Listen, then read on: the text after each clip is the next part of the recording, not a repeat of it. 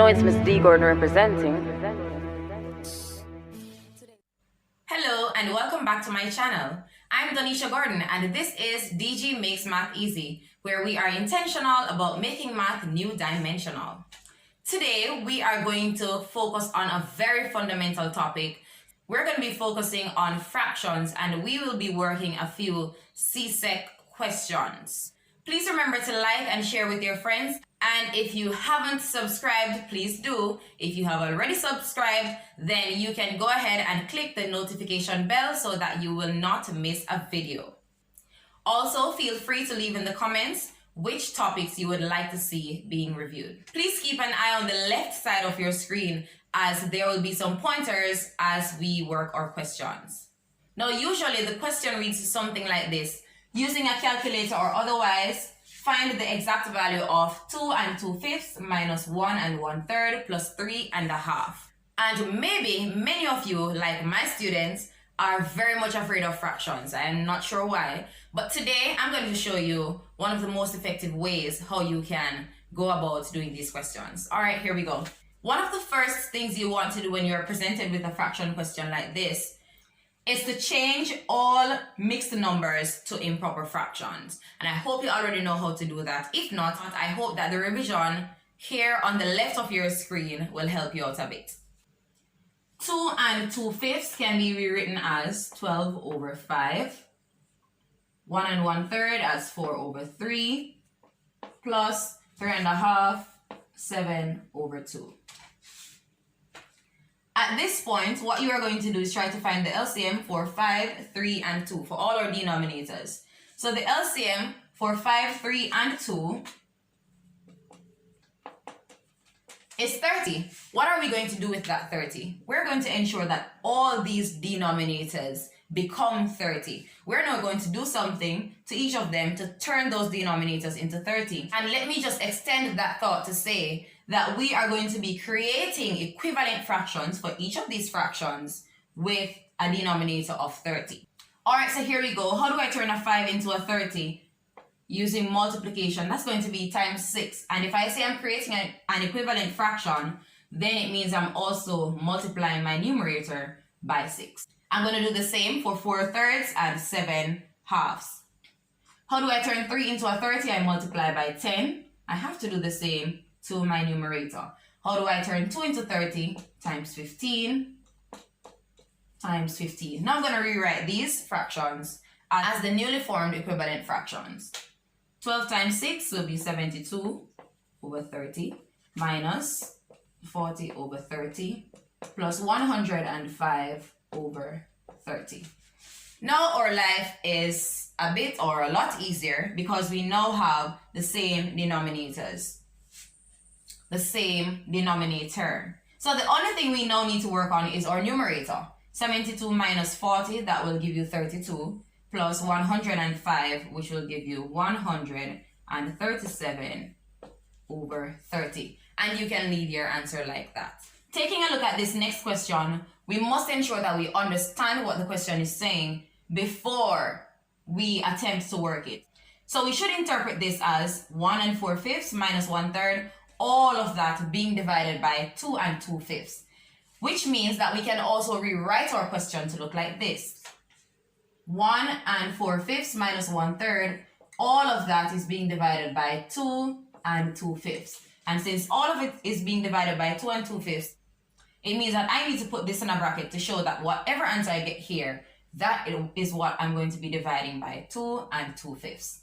So we rewrite this for two reasons. One, because I need space. And two, you find that a lot of times students totally forget that there was something here to work on.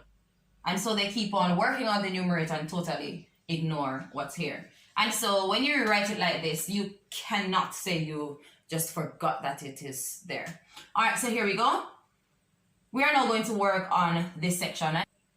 And as the problem is presented here, just think of order of operations, how you need to work out first your brackets before you move on to any other operation. All right, here we go.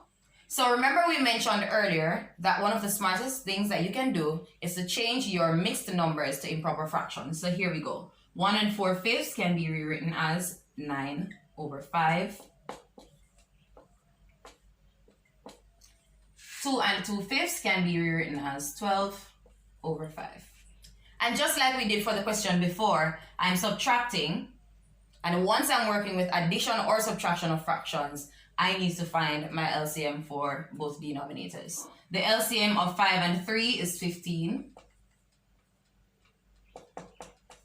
And we know that only applies to the subtraction part here. Remember, whatever answer we get here is going to be divided by 12/5. So we do not touch that 12/5 for now until we are done working this bracket. So we need to turn 5 into a 15. I do that by multiplying by 3. I am creating an equivalent fraction, and so I need to also multiply my numerator by 3. To turn 3 into a 15, I'm going to multiply by 5. I do the same to my numerator. So my new fractions here are going to be 27/15 minus 5/15. And I keep it in my bracket until I'm through working it out. So 27 minus 5 is going to leave us with 22 divided by 15. And that is going to be divided by 12/5. Dividing by 12/5 is the same as multiplying by its reciprocal, which is 5/12. And now I'm going to simplify. And if I'm multiplying two fractions, then I need to ask myself, what common factors can I use to reduce numerators and denominators? So I pick a pair of numerator and denominator, in this case 5 and 15. Let's think of 5 and 15. Or what's the highest factor of both? And that's going to be 5. 5 into 5 goes 1 time. 5 into 15, 3 times. We need a common factor that can go into both 12 and 22. And that's going to be 2. 2 into 12 goes 6 times. And 2 into 22 goes 11 times. So this gives me 11/18. And that's your final answer. For our next question, as you can see, there's an answer on the board. And that's because you are going to be doing this one. Alright, so it's pretty much like the one that we just did. And so if you run into any problems, if you do not arrive as to the correct answer, then you might want to review the rules a bit and do not stop trying until you arrive at that answer. Alright? Alright, if you got that right, then you should have no issue getting this one correct as well. So race me to the finish line if you wish. Here we go. Alright, so as I said before, we can rewrite this, and I'm going to rewrite it for space purposes.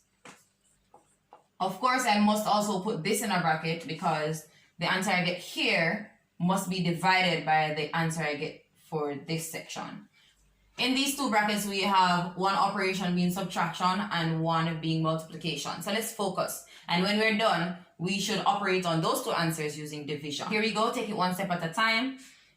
First thing we are doing is changing out all mixed numbers to improper fractions. So this is 3/2 minus 2/5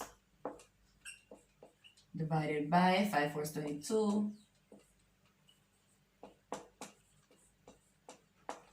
Alright, you can choose to work on this one until you're finished, and then you move on to this until you're finished. Alright, so here we go. We want to find the LCM of 2 and 5, and that's going to be 10. And so we try to make both denominators 10 and create equivalent fractions. Alright, 2 times 5 will give 10. Do the same to the numerator. 5 times 2 will give 10. Do the same for the numerator. So this is now 15/10 minus 4/10. Alright, and you can choose to start working on this side in the meantime. But you can also just focus, as I said before, just finish working this section. 15 minus 4 is going to be 11/10. And that is going to be divided by whatever answer I get on this side. Numerator and denominator that has a common factor in this case would be 4 and 22. We can use 2 to reduce both of them. 2 into 4 goes 2 times. 2 into 22, 11. 11 times 3, that's 33/10. And so we're dividing by that answer. As established earlier, dividing by a fraction is the same as multiplying by its reciprocal. And so here we go. We can use 10 to reduce both 10 and 10. All right, and 11 to reduce 11 and the 33. 11 into itself 1, 11 into 33 3. And so we have for our answer 1/3. All right, I hope that you were finished before I was. And we will move now to our final question. All right, in essence, we have two operations. We have a mixed number here being squared, and then we have to divide that answer by another mixed number. So let's begin. The rules don't change. Let's change our mixed numbers to improper fractions. So this is 7/4, and that is being squared, divided by 7/2. We are going to square 7/4, and this is the same as 7 squared over 4 squared. All right? Let me just write that out. So 7 squared is 49. 4 squared 16. And dividing by a fraction is, times 2/7. Now let's reduce.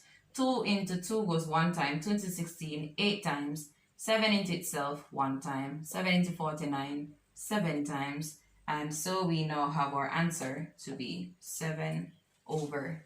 Let's go. So we are given two algebraic fractions to be added. And we are going to take the same approach as if we did not have letters in these fractions. All right, here we go. So the first thing you want to identify is your lowest common multiple for 3 and 5.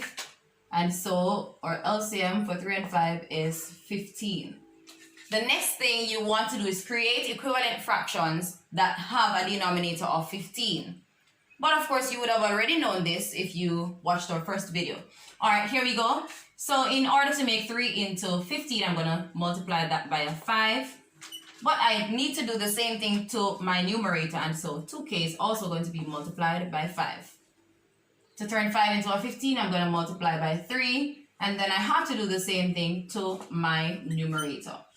And then I'm going to rewrite these fractions. 2k times 5 is going to be 10k over 15 plus 2 minus k times 3. 3 times 2 is going to be 6. 3 times negative k is going to be negative 3k. And that is also over 15. Now that I have both denominators to be the same, I can focus on my numerators. So this is 10k plus 6 minus 3k. And then we are going to simplify our numerator. Let us join the like terms, 10k minus 3k, and keep our constant at the end. 10k minus 3k is going to be 7k plus 6 over 15. Alright, so as you can see, it's pretty much baby stuff. Alright, so this is our second and final question. By the way, I should mention that these questions usually read write as a single fraction, and then you're given the fractions. Or write as a single fraction in its lowest terms. Either way, give them the answer in its lowest terms. Now I'm going to do something to this question, and that is to change this plus sign to a minus. I do this because I want you to have a comprehensive grasp on how to approach these questions. So we've done one addition. What if it's subtraction? All right, here we go. Same, we find our LCM, which in this case would be 12.